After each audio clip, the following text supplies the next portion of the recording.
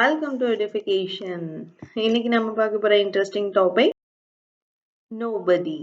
Nobody அப்படின்னதும் யாருமே இல்லை அப்படின்னு தானே சொல்ல வரீங்க? ஆமா, அது மட்டும் கிடையாது. அதுதான் இங்க main point. Okay, so nobody அப்படின்றது யாரும் இல்லை அப்படிங்கிற டோன்ல 4 விதங்கள்ல யூஸ் பண்ணலாம். ஓகே, 4 விதங்கள்ல யூஸ் பண்ணலாம். அதை பத்தின டீடைல்டு எக்ஸ்பிளனேஷன் தான் இன்னைக்கு வீடியோல.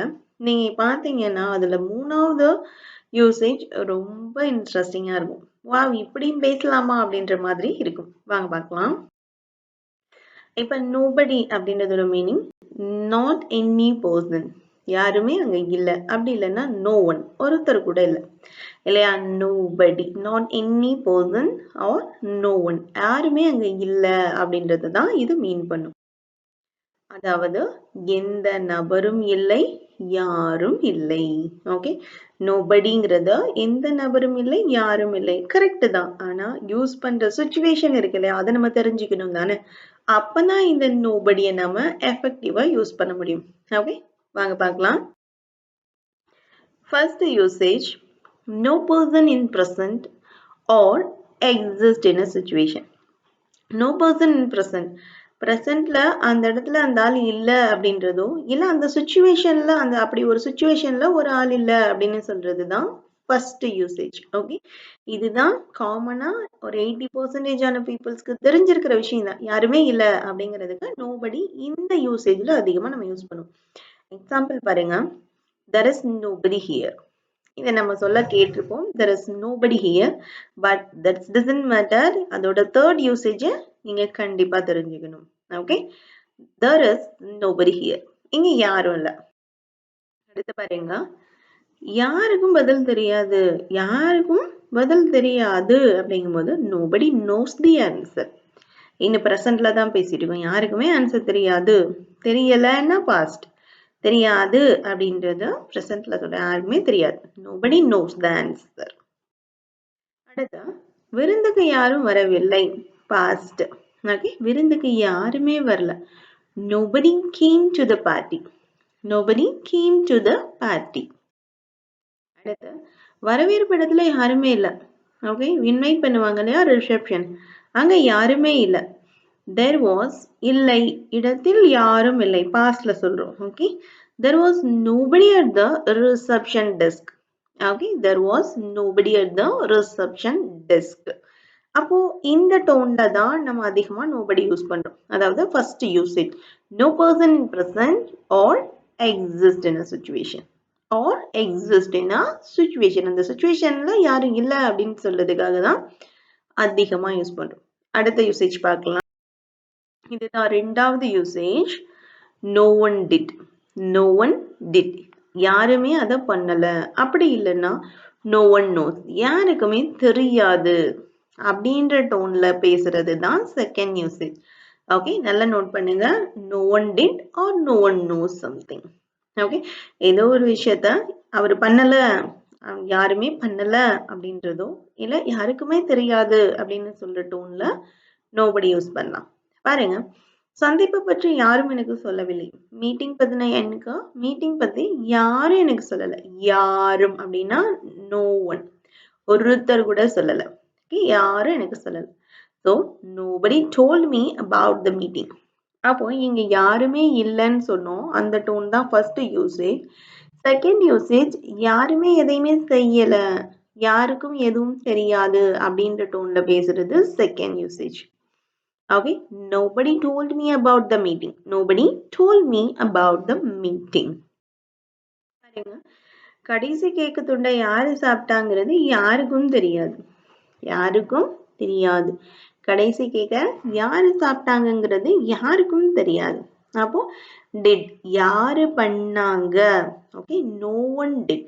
no one knows, யாருக்கும் தெரியாது. யார் என்ன பண்ணாங்கன்றதும் தெரியாது.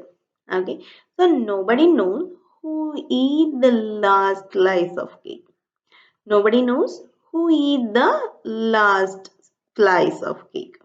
ஓகே, புரிஞ்சுச்சுங்களா? இதோட செகண்ட் யூசேஜ் முடியுது. அப்போ நீங்க இனிமே யோசிக்கலாம், அப்ப நோபடினா யாருமே இல்ல, யாருமே இல்ல, நோபடி இஸ் ஹியர் அப்படின்னு சொல்றத விட்டுட்டு அடுத்த யூசேஜையும் நம்ம ஆட் பண்ண போறோம். செகண்ட் யூசேஜ், அதாவது யாருமே இதை பண்ணல, யாருக்கும் இது தெரியாது அப்படின்ற டோன்லையும் நாம நோபடி இனிமேல் யூஸ் பண்ண போறோம். இதுதான் செகண்ட் யூசேஜ். ஓகே, அப்ப தேர்ட் யூசேஜ் என்ன? Third usage complete options. Okay, complete options. அந்த இடத்துல அவருக்கு எந்த மதிப்பும் இல்லை, மரியாதையும் இல்லை அப்படின்னு சொல்லும் போது நாம நோபடி யூஸ் பண்ணலாம். அப்படி இல்லைன்னா lack of importance. Lack of importance, ஒருத்தர் அவர் முக்கியமானவர் இல்லை அப்படின்னு சொல்லுவோம் இல்லையா, இல்லை அவர் முக்கியமானவர் இல்லை அப்படின்னு அந்த இம்பார்ட்டன்ஸ் குறையும் போது ஆட்டோமேட்டிக்கா அது அப்சன்ஸா மாறும் இல்லையா. ஸோ அந்த சுச்சுவேஷன்ல நாம நோபடி யூஸ் பண்ணலாம். பாருங்க, அவருக்கு இந்த துறையில எந்த மதிப்புமே இல்லை, அவருக்கு இந்த துறையில எந்த மதிப்புமே இல்லை அப்படின்னு சொல்லும்போது நீங்க இங்க நோபடி யூஸ் பண்றோம். He is nobody in this industry. He is ன்னு சொல்றோம். Okay, nobody in this industry ன்னு சொல்லல. He is nobody in this industry அப்படின்னா இந்த இண்டஸ்ட்ரியில அவருக்கு எந்த மதிப்புமே இல்லை அப்படின்னு அர்த்தம். ஸோ இது அல்டிமேட் யூசேஜ். கொஞ்சம் ப்ராக்டிஸ் பண்ணீங்கன்னா நீங்க யூஸ் பண்ணலாம். ஓகே, பாருங்க, தன்னோட கவலைகளை யாருமே கேட்கலன்னு அவ உணர்ந்தாள். ஓகே, நம்ம அவங்க ஃபீல் பண்றாங்க, அவங்களுடைய கவலைகளை யாருமே காது கொடுத்து கேட்கல அப்படின்னா என்ன அர்த்தம்? அவங்க இப்போ இந்த இடத்துல மத்தவங்களுக்கு இம்பார்ட்டன்ஸா இல்ல. ஓகேவா? அப்படி இல்லைன்னா அவங்க கவலைப்படக்கூடிய அந்த விஷயம் இங்க அப்சன்ஸ் ஆஃப் இம்பார்ட்டன்ஸா இருக்கு. ஓகேவா, புரியுதுங்களா? ஸோ எப்போ ஒரு விஷயம் இம்பார்ட்டண்டா இல்லாம இருக்குதோ அப்ப நாம நோபடி யூஸ் பண்ணலாம். இந்த இடத்துல அவங்க கவலைப்படுறாங்க இல்லையா, அதை யாருமே கவனிக்கலன்னு சொல்றாங்க. அப்போ she felt like nobody was listening to her concern. She felt அவங்க ஃபீல் பண்றாங்க லைக் எந்த மாதிரி, nobody was listening to her concern. அவன் தான் கவலைப்படுறத பத்தி யாருமே இங்க கவலைப்படல.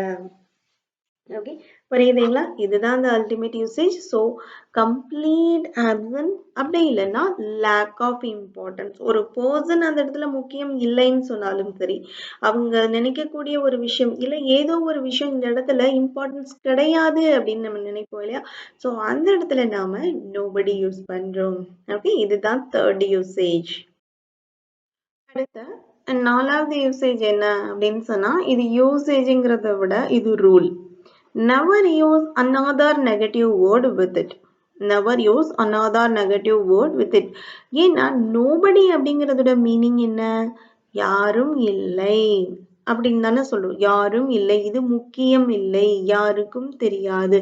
இது ஆல்ரெடி என்ன டோன்? ஒரு நெகட்டிவ் டோன் இல்ல. அப்ப நெகட்டிவ் டோன் கூட மறுபடியும் இன்னொரு நெகட்டிவ் வேர்ட் யூஸ் பண்ணணுமான்னு கேட்டா கிடையாது. அப்படி யூஸ் பண்ணும்போது அது ரிடண்டன்ட், தேவையில்லாதது.